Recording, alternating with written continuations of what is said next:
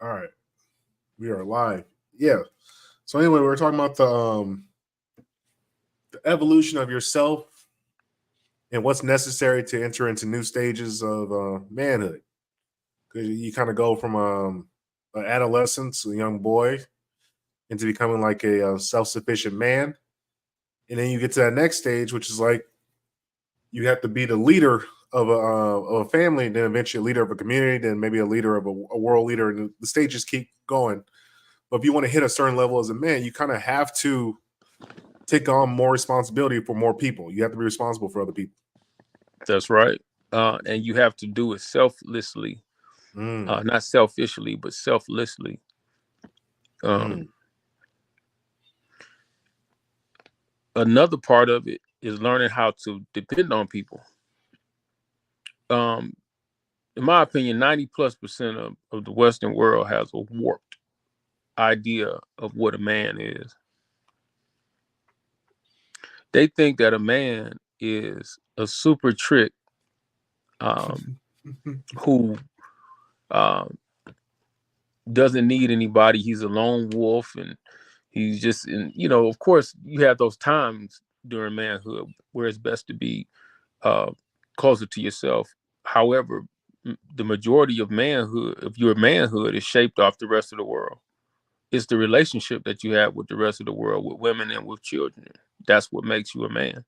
mm. That's a big So one. yeah, and a lot of times we don't look at how you need to depend on women and children. Like I always say, establish your manhood, reestablish your manhood.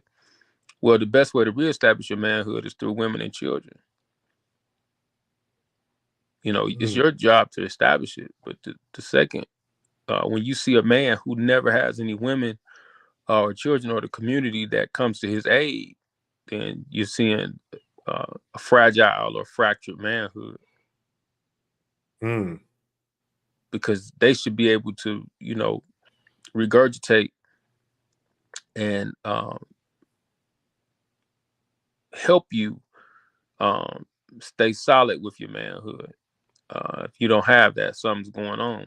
You know, you could be And operating in malehood where you think that you have manhood, and you really don't. You just have malehood. I peeped that as a teacher. That I think everybody should maybe do a year of teaching, or at least do like a month or so, when you're really responsible. Like as a teacher and a coach, you're responsible for the minds of a bunch of young people, and they're, everything that you say, do, and the way that you behave. And that's one of the things I learned very harshly was like they hear and they see everything that you do, everything. Hmm. And I think I was 26, maybe 25, 26. So I'm not understanding that even though I'm watching them, they're watching me even harder. And so like a lot of my mistakes, because I'm just thinking like whatever, it don't matter, like these are kids, whatever. And like no, that should come back to bite you in the ass. So Hmm. it taught me I have to behave in a very I should say diplomatic way or authoritative. Like there's times where you turn it on, turn it off when you're maybe one on one with the kid you're talking about.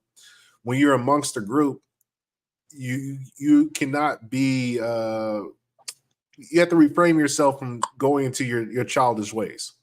Hmm. Because if they're like, oh well, the teacher's acting like a child and shit, we can act like a child too. And that's not the way the game goes. You have to be the it's like a president. A president can't be out here in a strip club uh throwing ones and shit. When you're the leader of a nation, man. You do that shit behind closed doors, maybe, but you can't be out drinking at the bar. Like you have to behave and look in a certain manner because you represent a larger group of people. People are looking at you Right. as leader. Right. You gotta have your public eye, um, you know, image in order. Right. And I think that's one of the things a lot of men they're skipping out on the like I saw something about somebody tweeted about hiding all your assets before you get married and handshake deals, and I'm like, oh, why the fuck would I go, like, why even get married then? Right. What's the fucking point? If I gotta do all this shit to fucking cover my ass, Right. why What am I even doing? doing? Yeah, why even doing it in the first place? And that's a great question. That's a question I often ask people. Like, if you got to do all that, just keep it as it is. So then it really actually makes you think, like, okay, what is your motive for even doing it in the first place? a lot of times they don't really have a motive other than what their friends like or want. Things like that. Right. They're trying to impress people. They're trying to impress their peer group instead of improve their own life. When you look at self-improvement, man, there's really no cheat code. You got to put in the work. Just like being in the gym. You're pro athlete. You can't cheat it. You know what I'm saying? Like, you got to put the work in. It's right. Like, I think a lot of guys fail to understand, like, in the relationship game, it's like I was talking to my shawty about this. The reason I'm so good now is because I was practicing on girls that weren't going to be my wife. Practicing trying to be a husband-like figure. Now they're playing defense, they're resisting, but it gave me good practice. It's like you run in the sand. And then when you hit the concrete or you hit on a track, it's like you just move it. It's easy. Mm-hmm. When you're playing with somebody who actually wants to play with you. Mm-hmm. And I think a lot of guys, they don't understand, okay, you can keep playing these bad habits that you create for yourself, but when you get into the real game, that's why you niggas get ate up. You'll lose a good girl because she's looking like, oh, second. My apologies. My brother called me. I'll get back to you, brother. Yeah, you'll lose a good one because she's like, what the fuck? Like this fucking asshole piece. Like, you think I'm just one of these bitches that you just no, I'm out. And when that hits a nigga, the nigga's like, what? Like, I mean, what? I think that's largely why most guys they're failing in relationships, because one of the things you kind of realize is you have to build a friendship. And that's just general with anybody that you're working with, whether it be business or like you should have some type of, like you said, people like to do. Oh, go ahead. No, I was saying, before you build that friendship, you have to build an acquaintanceship. Right. That's a good one. So describe the difference between acquaintanceship and friendship. Friends is a friendship has been tested. An acquaintanceship is you're still getting to know this person. You don't really know nothing about them, but you're willing to build a rapport with them.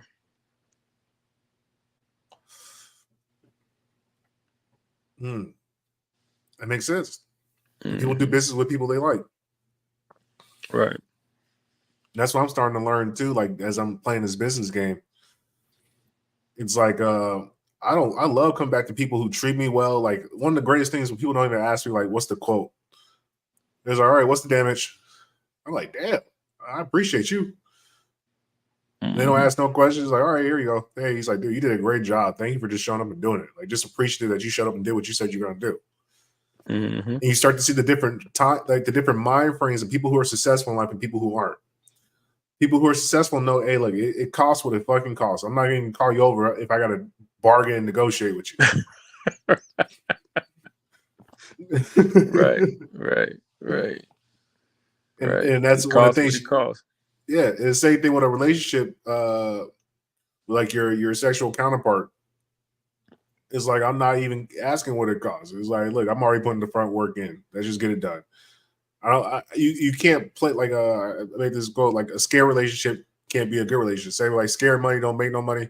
Scare relationship don't make no relationship. If you out here worried about somebody taking you for what you got, then all right, bro, then don't even play. Mm-hmm. That should be the fucking consequence. You should lose half your shit if you fuck it up. Yep. That's a very good. Like I was saying, like, man, I don't believe in the prenup thing because then that gives me a out to be a piece of shit. Right. And it's like I want to put my back against the wall. What you call burn the boats.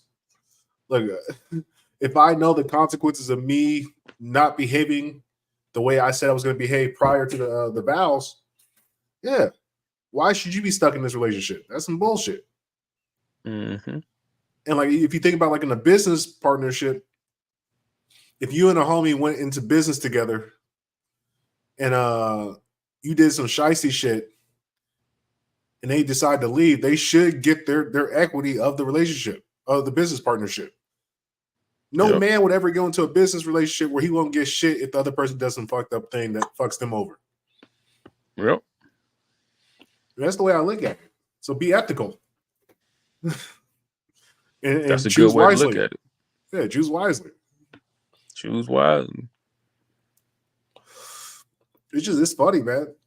Like, as I'm starting to learn, I'm seeing the evolution of myself. One of the things I've been practicing, because I took some time off of YouTube, and I've been going back and rereading my old notebooks, just studying myself. Like every so often, I go back and reread shit that I wrote like 2-3 years ago, and just seeing the growth and the change in myself. Like the core of me is still there, but I see the refinedness over time, which is one of the things I greatly kind of appreciate as myself as a man. Mm-hmm. And I don't think a lot of men take that time to see their projection, look at their growth of themselves. They kind of just they just living in now. But you should take some time to sit back and kind of watch and look at yourself and say, "Oh man, look at the change in me." Here's my 3 years ago, my worries about how am I going to pay this $400 in rent. Now that's like shit. I pay that monthly just for ads and marketing and advertisement. Mm-hmm. Or yeah, weekly. I pay that weekly for advertisement. So you start to see, okay, I'm doing good because my problems are getting bigger. I'm not dealing with the same bullshit I was 3 years ago. Right. It's called good problems. Mm-hmm. I had a good friend that said, new problems are always good problems. Well, you will hope so.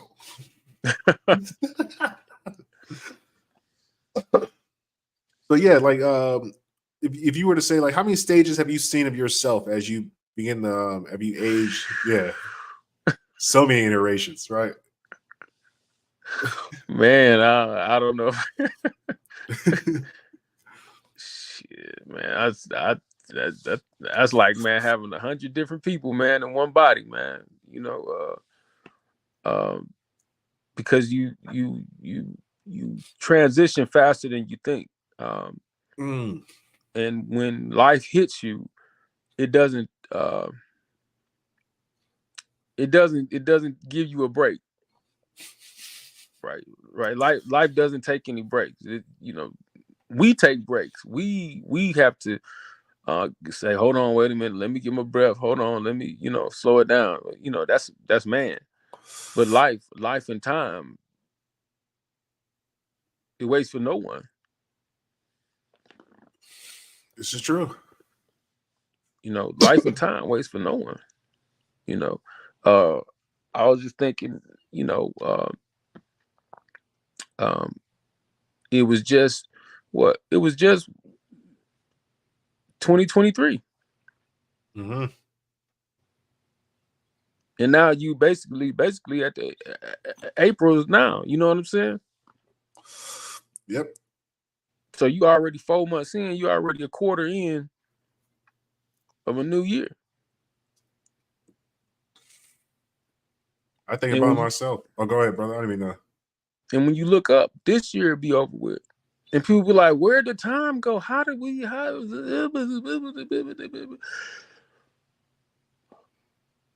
was there. It was there. It was there the whole time. We just didn't utilize it properly. Mm. Or you did utilize it properly, and you may not have got the results that you were looking for. That's a big one. Time waits for no man. No one. And that's why when I talk to men, I just let them know, you can fuck around all you want to. The clock ain't fucking around. It's like a fighter that is waiting, You get to the last round, and it's over now. Right. He's like, "What'd you do in that match? You weren't attacking, but you expected to win? What are you talking about?" Right. And especially if you ain't scored no points. You over here playing defensively, and that's one of the things I kind of realized with life is you got to be offensive. You got to go. When you see an opportunity that makes sense, you attack. Yeah. Don't wait. What are you waiting for? Because I ain't seen it fall out the sky. I mean, they got some stuff in Gaza and stuff, but they sent it aid, but when you look at it, ultimately you got to make a move. You got to make the move. Such an urgency. That's kind of what I realized with like I was man, it's funny. I was talking to my sister, and they said, "Oh, you come on too strong by telling somebody you want to just get married and you're dating to get married. You gotta wait and let it." I'm like, "What? Wait on what? Wait, yeah, that's what I'm saying. What am I going to learn in a year that I would not learn if we just start now? Because if we're doomed for divorce, it was going to be divorce no matter what." Right. So I say you're actually better off starting in the gauntlet. Get in there right now. Get in there as soon as possible. Get in there and go and start the life off. Like back in the day, I think you were telling me it's 16, 15, they had the motherfuckers jump the broom. All right, get off and go. Yeah, it was very common for people to get married at 12 and 13 in America. Because you're gonna grow together, you're gonna figure it out. Right. And I think that's the state of man is very cowardice in this way. Where it's like guys, they're lukewarm about everything. I don't know. I'm maybe. It's like, bro, you don't got forever. Like I started doing the math in my life. I'm gonna be 33 this year. I'm like, shit, man. If I want to have kids, if I want to have 5 or 6 kids, I'm like, shit. I'm doing the math. That means the last one will be born when I'm like 42, 43. Shit, I ain't got forever in a year. Right. I just laugh, man. People have where I'm from, but I'm like a dinosaur. People don't make it past 13, man. Where I'm from. I'm from Detroit City. Hey, they be like the Motor City. We be like the Murder City. You know what I mean? Right. You lucky if you get to 15. That's so I always tell guys, do what you need to do early on so that you can kind of coast a little bit later on. You don't always want to be trying to get it late in life. You want to work on it, start on it early. If it's building a family, build your family. I always wanted a family. That's why I made the moves that I made. It just didn't come to fruition, but I mean, it ain't over with. You can still knock somebody up. Yeah. Maybe got 1 or 2 loads in there. Well, maybe. It's just funny, man, because it's like let's see, hold up. We got a question. Apex, I'm considering moving to the Deep South. What southern states would you recommend? I would ask you, why do you want to go to the Deep South? That would be the first question.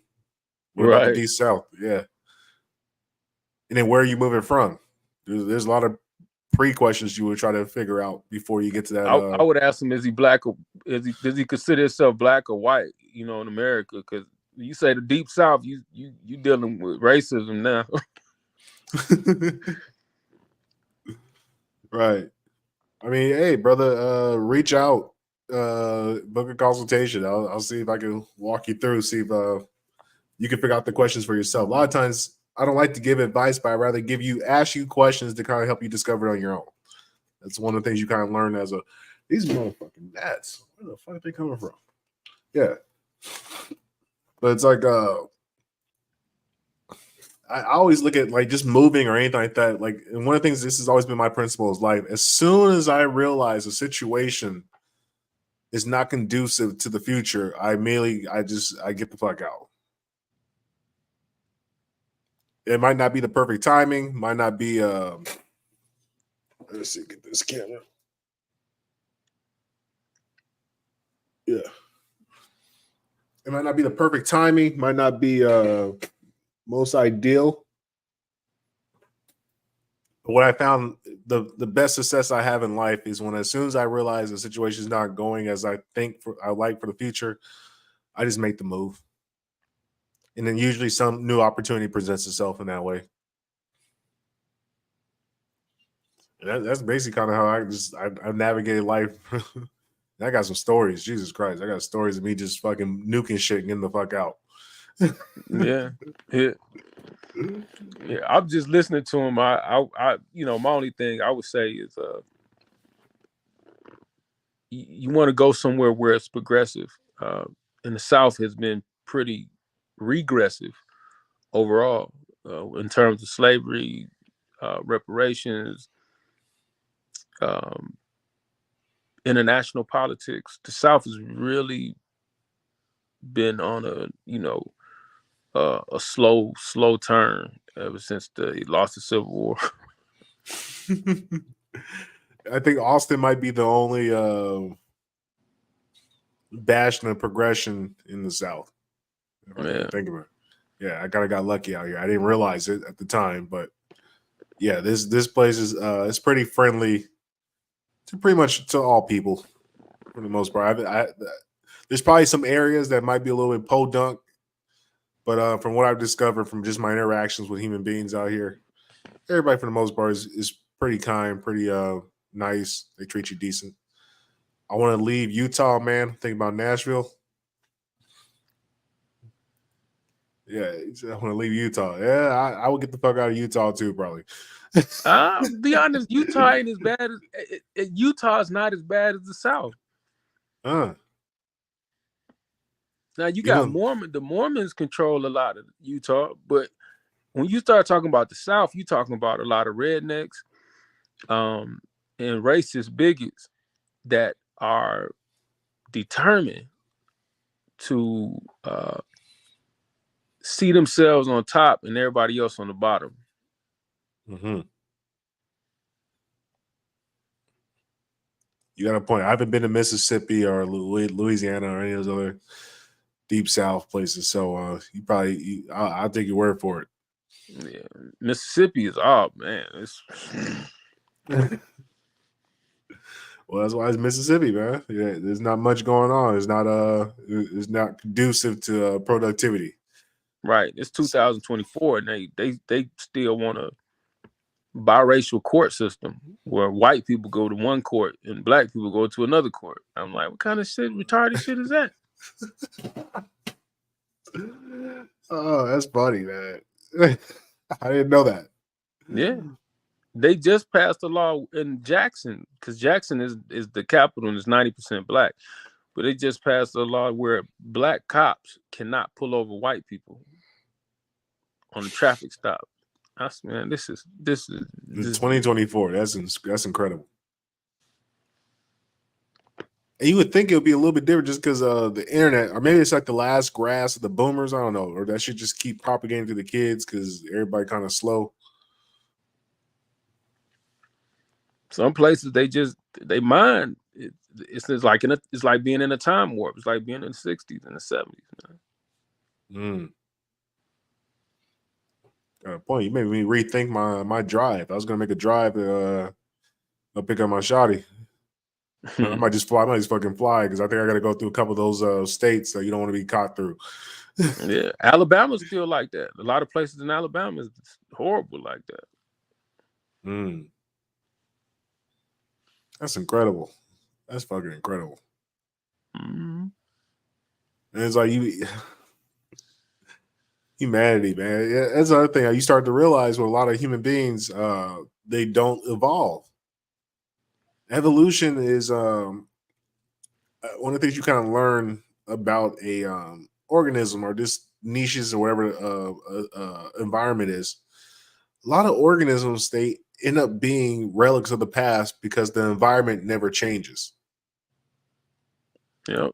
And that's a very and those are typically the organisms that get wiped out when there's any type of small change to the environment.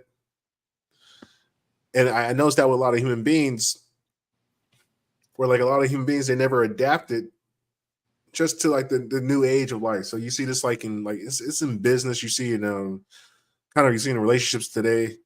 A lot of people have not been able to adapt to the current periods of time, and now we're starting to watch them pretty much die out. So there's a lot of men in the relationship game that they kind of depend upon society to do their job of upholding manhood. So say they only be like maybe 40% of a man, but the other 60% was kind of being fortified through the social and cultural environment of America, wherever place they're staying at. And now that we kind of entered this new stage of America where like everything's kind of internet, everybody can speak, we have like almost a mass global consciousness.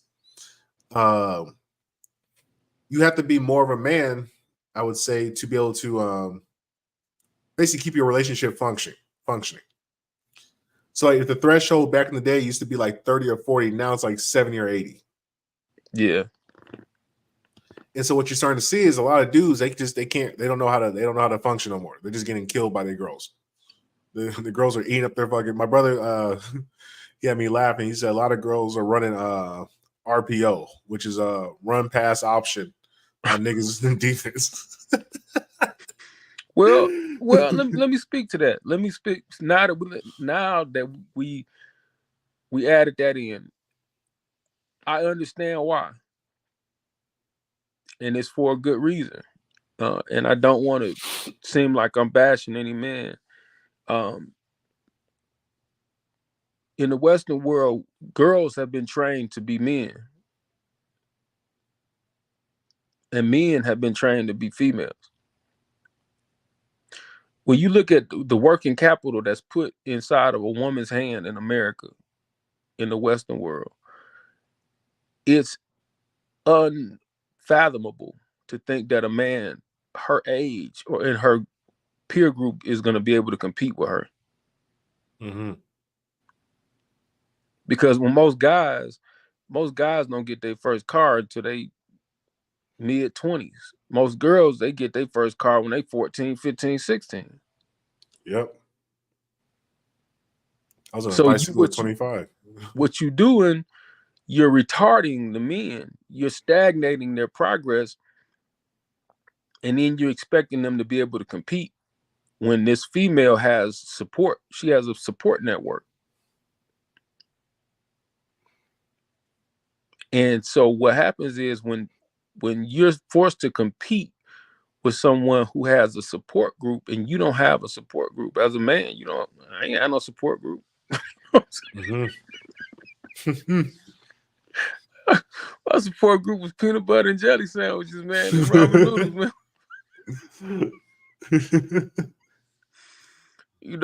It was sleep for dinner. How can you compete with somebody who got a wardrobe, who got, mama, daddy, uncles, aunties, cousins, and then on top of that, 3 or 4 different sugar daddies. Yeah. There's too much power in somebody's hands. Right. That's why that agenda has been pushed so strong. Is because females, they have the working capital to even be able to push the narrative that especially black men are lazy. Why you always hear, oh, he need a girl, he need to find a job. Or he need to get out of my house. Well, how did you get a house and he didn't get a house? How did that happen? Oh, because you went to this European and this European laced you with everything. And so you got laced with the game, and you got laced with finances, and you got laced with a support system. When this young brother out here was on the street corner, he didn't have nothing. Mm. You know what I'm saying? Like I just try to look at things from a working perspective, from a fundamental perspective. Where are you getting stuff from?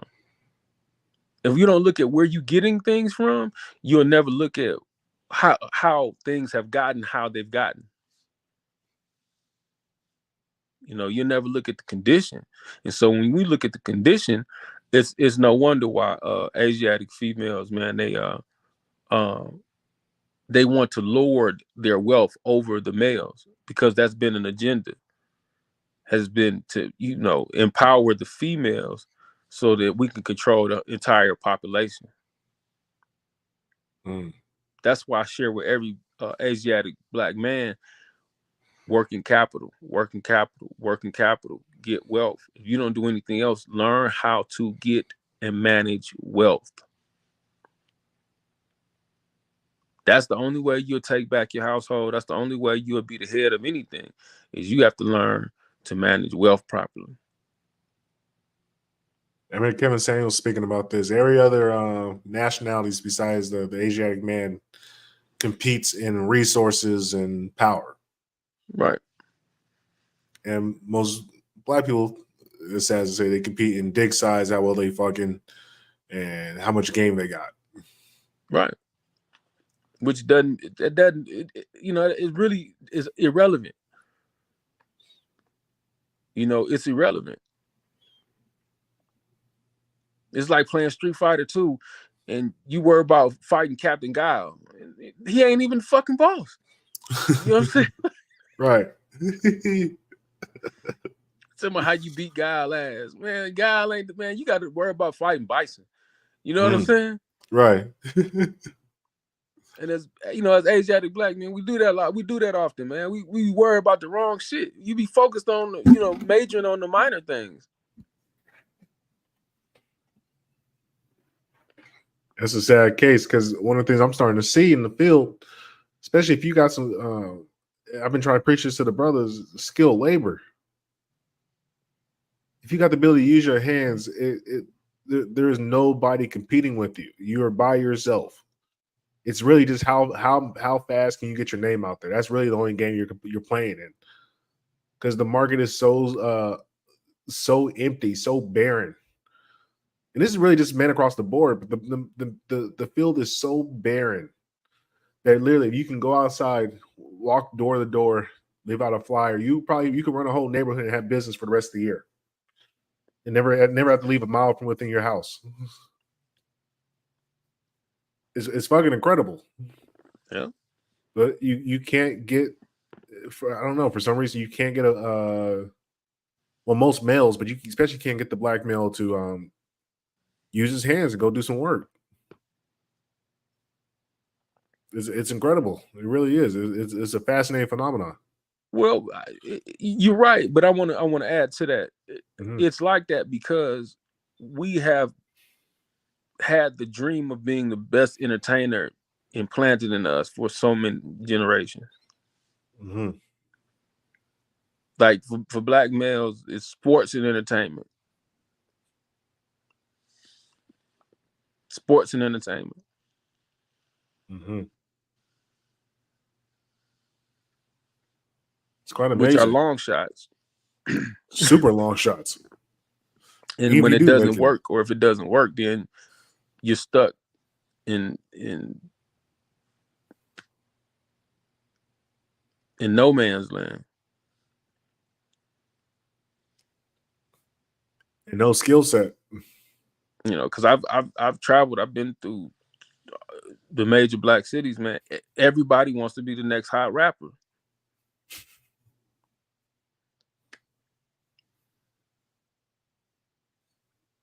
Mm. You ain't lying,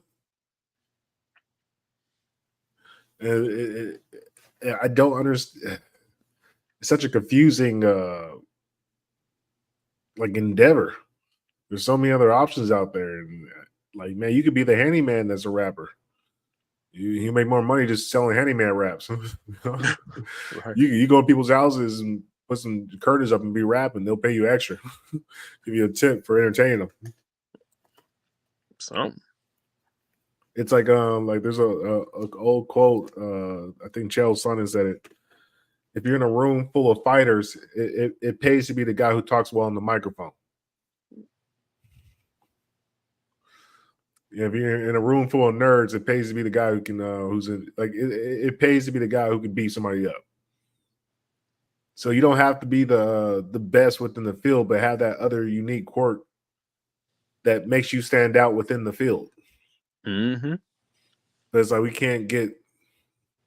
Yeah, it's like I don't know. For some reason, Ajax man is all or nothing with the sports and entertainment.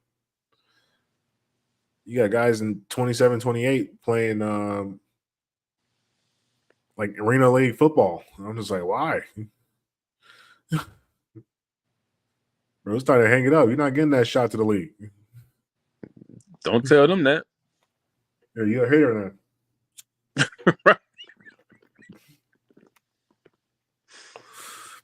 And I think that's one of the things I started to notice is like the lack of evolution in human beings. I see this in a lot of former classmates, former athletes, former who I grew up with. They never evolved past that high school stage. They stayed the same human being. They never develop into a new human being.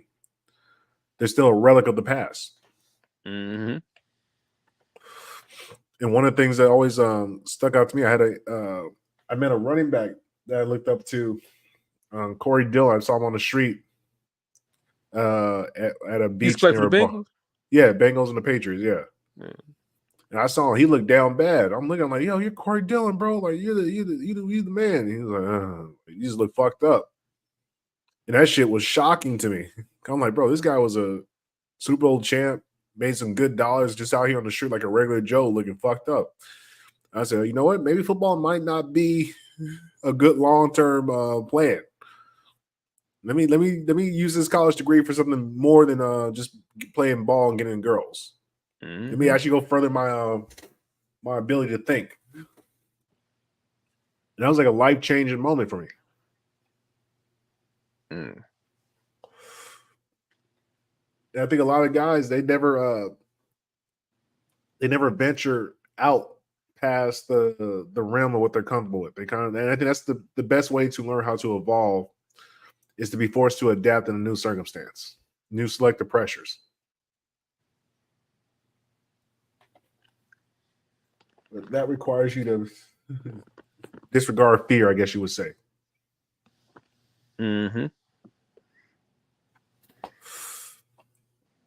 And why do you think it is that men have such a difficult time bypassing fear? Well, I think that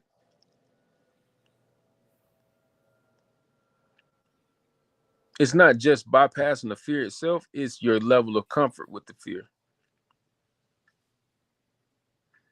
There's certain fears that are comfortable, that are socially bred to be comfortable. Like right now, you can take any dude from the hood. You can put a pistol in his hand and tell him to go shoot up the club or go shoot up the projects. He don't have no problem doing that. But you tell him to go shoot up a federal building, he ain't doing that. No chance.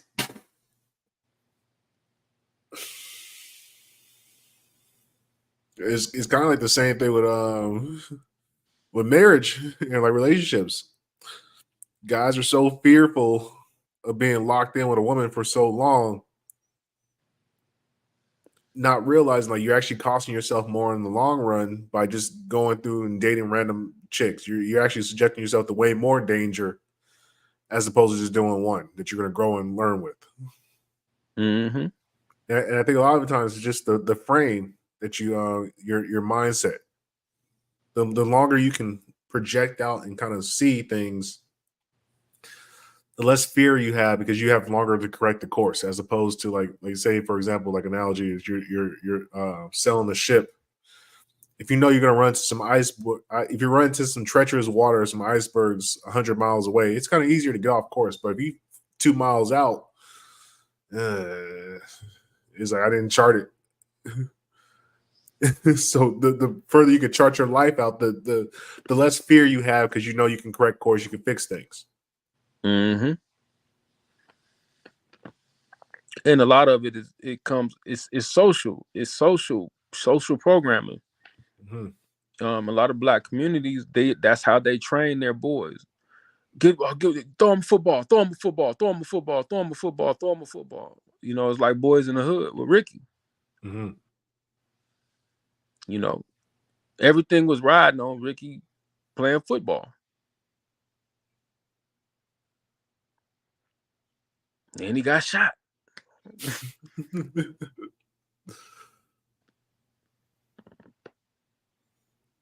You know, it's sad, but that's, you know, I grew up with dudes like that. You know what I mean? Like everything was riding on them making it to the NFL.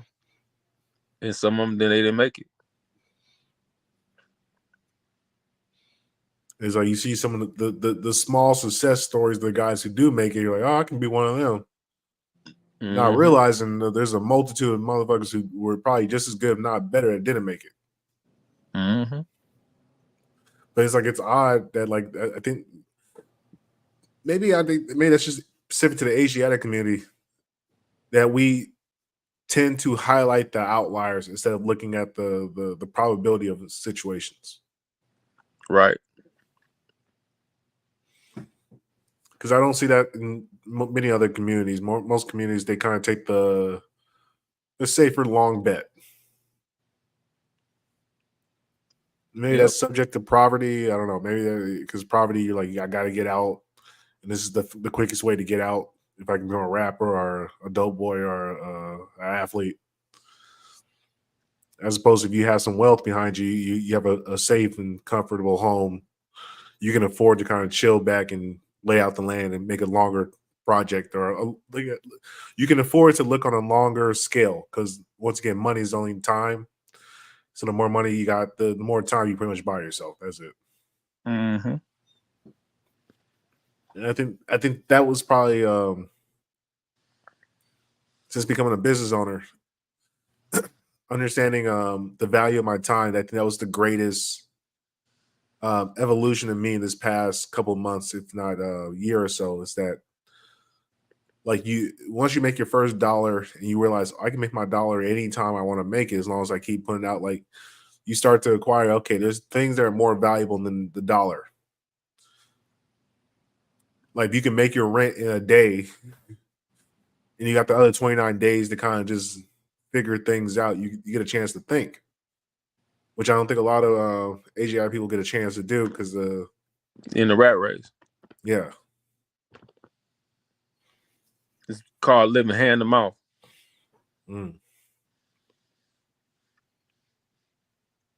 Yeah, if you're a desperate animal, just like what I know about any caged animal or animal that's cornered, they're gonna lash. Mm-hmm. Instead, if you got some space and you can kind of move around and survey the escape, you'll see there's bigger game to have if you kind of sit back. And I had a good friend basically told me that he's like, look, like when you get your credit stuff and you get that credit line, he's like, for me, it makes more sense to bid. Like even though it might take longer, it might take a month and a half to get the paperwork and get everything finalized to get the job, but I'll make $50,000 on a job as opposed to if I keep doing little jobs every here and there.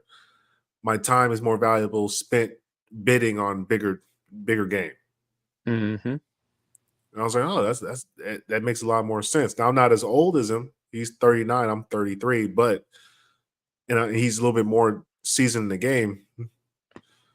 That was very informative for me because as I start to kind of expand my enterprise and I build a nice little nest egg, is like that would probably be the smarter move. Is okay, let me see how can I make the same amount of money I'm making a month. How can I make that in a week?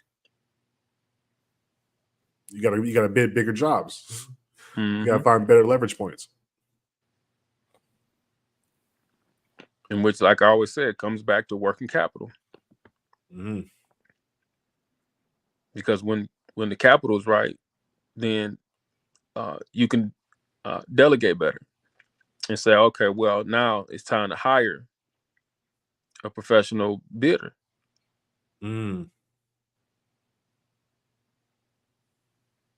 Somebody who goes out and bids for the bigger jobs.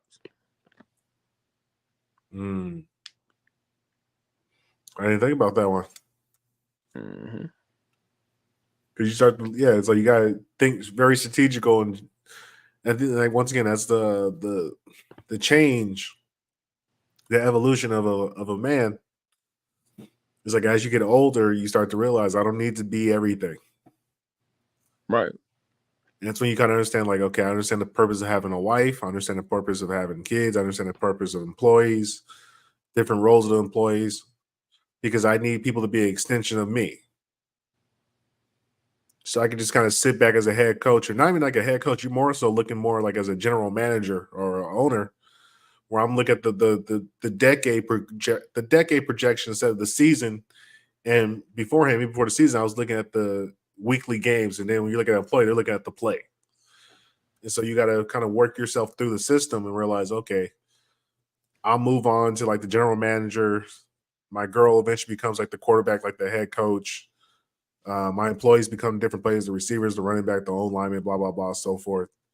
And then you got practice squad. Then you start to build out your whole thing. Mm-hmm. And it's kind of cool. I think that's one of the greatest aspects. I think if most guys can take that from football, especially football, is understanding the aspect of team and camaraderie and setting up a season. Because when you really stop and think about what a head director of like a program is responsible for, he's not in there for the day to day. He can care less really about how the season going. It don't mean nothing to him. He's just looking at the longer, like, okay, we had a great season, whatever. That's one season out of the next 20 seasons I got to run. Mm-hmm. And so the further away you can kind of distance yourself from the day to day, the more successful you're going to be, just in life general.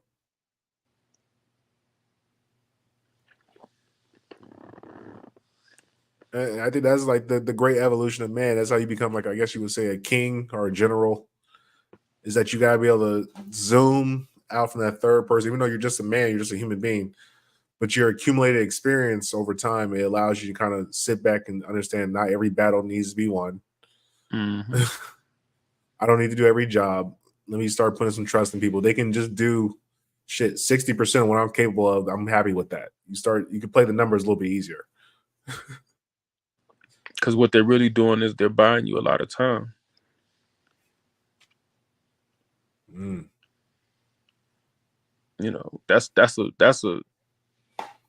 stressed out CEO or owner who has to do everything.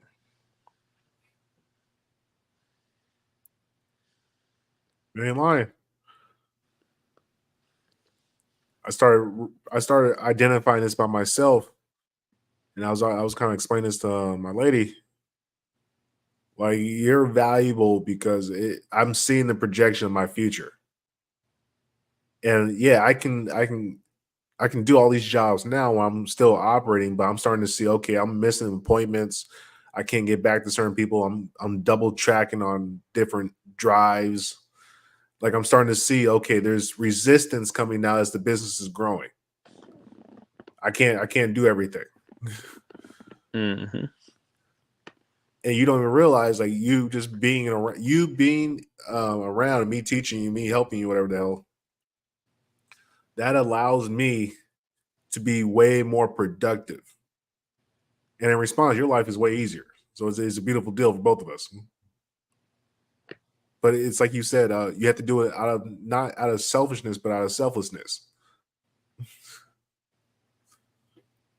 And I think that's like I think that's as you begin to get further and involved in life, you have to become less selfless or selfish. Mm-hmm. The less selfish you are, the more successful you're going to be, because you don't mind sharing in the pot. Because you're like, shit, man, this is a whole lot of gold. I can try to carry all these 100 gold bars by myself, or I can get 10 people. We each get 10 gold pieces apiece.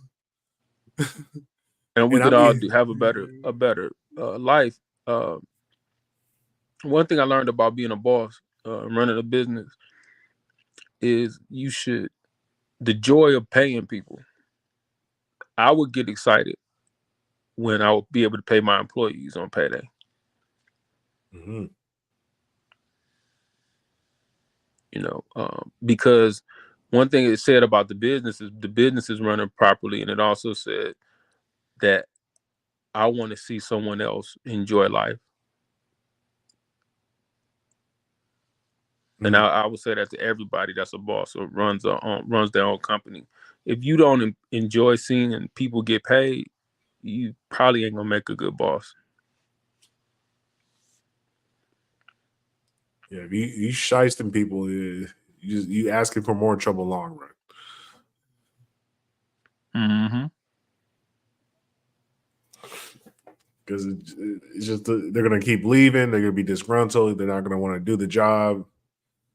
And then you got to start doing relationship repair work, which could have all been solved if you just treat people good and pay them well to begin with. Mm-hmm. And I think a lot of people don't understand how bad a strike actually fucking hurts you. Yeah, I didn't realize that until I started. I'm like, man, they go on strike. What does that? What does that matter? But you kind of realize, oh, hold on a second, like the operation cost. Because and knowing that the managers ain't gonna do the job, right? Their job is to manage the people that's doing the job. Like that NFL strike, that shit, like it hurts. Mm-hmm. Because now you have a delay in the season. You got people who are expecting airtime. They paid a lot of money for that airtime. You got stadiums that are not like you start to see the cascading effect, and the longer it goes, it's like, okay, yeah, your money might be long, but shit, like I think I was talking about this with like Drake going broke. If you make $100 million a year, and say you miss 4 or 5 days of revenue, them bills are still $100 million worth of bills. Mm-hmm. Keep the lights on, keep the air going, all that shit. Like I'm looking at just my place. Like if I want to take, like if I took a strike on myself, how long can my business function? It would stop immediately. I'm a one employee person. Mm-hmm. So if you're a CEO, you got 30, 40 people that you got underneath you, and they all decide to stop working. You can't hire 34 people like that, because then you hire some unqualified people. Now your business is going to take a sink. The people who are buying are going to be mad. You just got a whole host of problems for yourself. Mm-hmm. So it's fun. There's always like a corrective balance in everything. And that's why I say it's a selfless thing, because you have to be thinking about the bigger picture. Mm-hmm.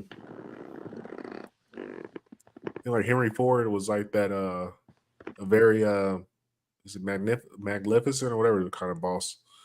But like he paid you more if you had more kids. Made sure everybody had health insurance, all that shit. People were taken care of, had lunches and everything taken care of. And what happened? He had a way better productive factory. People were happy to show up. Well, I get paid more if I have kids? Huh? Yeah. Shit, I'm more incentivized to have kids then. And then you get more people like, oh yeah, Henry Ford treated me good. And more like the sons might be, you start realizing the long timeline. Yeah, if their kids were happy and their dad was working for Henry Ford, he speaks highly of them. Chances are the kids might want to work for you. That's right. But it's like you gotta have to have like a long term. You almost have to think beyond your own lifespan to some degree to be successful in that manner, I guess you would say. You can't just be thinking about the quick buck. Right. That's one thing I'm starting to pick up on. But anyway, let me get out of here. Tired, brother. Had a long day of working. Hey, man, I totally understand, man. I dig it. Hey, I'm always impressed. Congratulations. Super proud of you, man. Keep knocking them down. Yeah, I'm trying. And actually, we had our highest broadcast day, 78 people. Live view. Yeah, that's pretty impressive. Man. New records. All right, wait, just hang on for a little bit. I'm going to go ahead and cut this straight. Appreciate y'all for listening.